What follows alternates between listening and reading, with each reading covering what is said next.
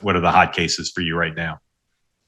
Well, the two biggest ones, I think the sort of the enormous one that's looming over this part of Trump's presidency has to be the tariff case that you alluded to earlier, that was just decided last week by the appeals court. It's going to have to go to the Supreme Court. And I think it's a real test of this tension that we talked about earlier in terms of how much latitude do you give Trump, for example, when he's doing things that are assertive uses of executive power. He's claiming this is all a foreign policy and national security undertaking, but tariffs are taxes, and taxes have customarily come from Congress. I also think it's an interesting test of originalism because we get a lot of things at the Supreme Court about issues like biotechnology or social media, where it's pretty hard to say, what would the founders have thought about, Right. biotechnology? Like, I don't know, it's kind of a ridiculous question to entertain.